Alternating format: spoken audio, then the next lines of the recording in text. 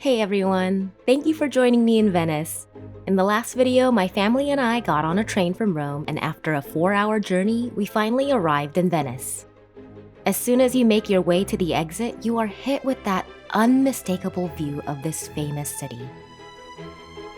Our Airbnb hosts set up our water taxi for us, and it was super convenient to have them waiting for our arrival. And with bigger luggage in tow, we didn't want to mess around with public transportation. There was also someone who immediately helped us carry our luggage to the taxi.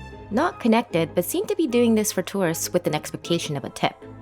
The large benefit of taking a water taxi is being able to arrive directly at your hotel or Airbnb from the water, which is great for those with lots of luggage. But an added benefit is getting to have a little private boat tour of the city. Driving through these narrow waterways, I just couldn't believe I was actually in Venice.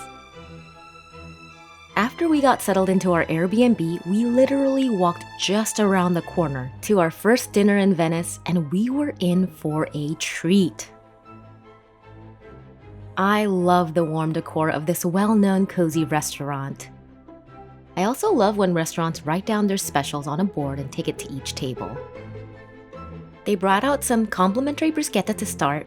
Then we enjoyed our seafood feast of manta shrimps, octopus, and spider crabs, followed by spaghetti vongole and squid ink risotto. All so flavorful and well executed. Then capped it off with steak Florentine cooked to perfection with some arugula salad with quality balsamic vinegar from Modena, which was so good. This was no basic B for balsamic. Then they brought out this complimentary ice cream covered in chocolate while we waited for our desserts. We got their strawberries and vinegar, pepper, and sugar, which was prepared tableside. The red vinegar and pepper created a unique combination of flavors that just worked. And those super sweet mini strawberries found all over Italy? A must-eat. So good. I think we also got gelato with mixed berries. And that concluded our amazing first meal in Venice. The next morning, we began our day visiting this beautiful opera house. We did have delicious coffee and pastries before this, but I didn't want to feature them because we experienced a bit of racism from the staff. I don't want to get into it, but taking in this gorgeous architecture put us in a much better mood. I imagine if I were to watch an opera at this theater, I would be thoroughly distracted by the beauty of this building. It's definitely worth a quick visit. Next up was something I had dreamt of doing ever since I was in high school.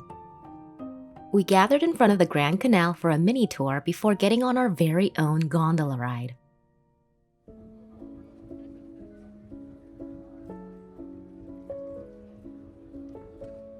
The entire ride was filled with lovely views, and I just couldn't believe I was actually there.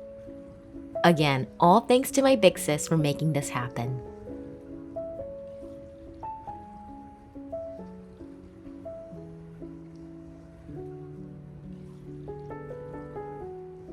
Even though there were so many people partaking in this popular activity, it felt so serene to be floating on the water, taking in the view of each building and bridge that has made Venice so iconic.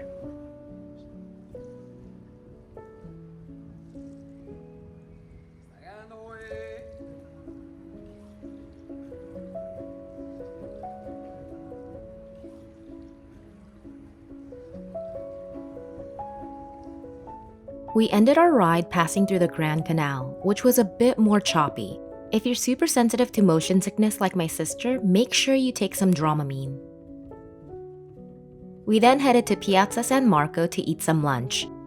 And let me be honest, at this point I was starting to feel, not amazing. I had woken up with a sore throat and now my body was starting to feel a bit achy. Originally, I had planned to try a bunch of cicchetti places, sort of like tapas or pinchos in Spain, but this was the only place I got to try. And although it was delicious, my family was starting to crave Asian food. And we went to a Chinese restaurant where I consumed some much-needed soup.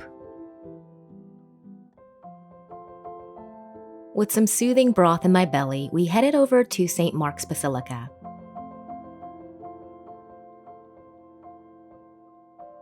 The theme here seemed to be gold. Lots and lots of gold. But after seeing St. Peter's Basilica in Rome, this felt so small in comparison.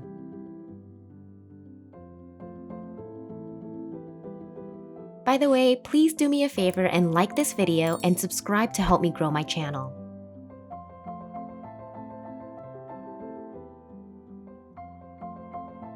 We then headed to Doge's palace, and by this time, I wasn't feeling quite present. I went through the motions of taking photos and videos, but I no longer was enjoying myself. It was still beautiful though. This view of the harbor was so nice, and I just daydreamed about laying down in front of the water with a warm blanket. That's where my head was at. And a bit like those that looked upon Venice one last time from the Bridge of Sighs before their imprisonment, this too would be my last view before being confined to my bed for the rest of my stay in Venice. 1.5 days to be exact. By the way, no one warned us about the incessant mosquitoes, especially at our accommodations. Don't forget to pack your bug repellents.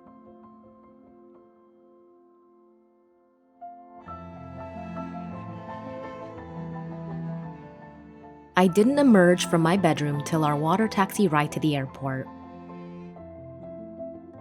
I was so bummed that I didn't get to do my Cicchetti crawl, visit the oldest bookstore, or just leisurely wander through the streets.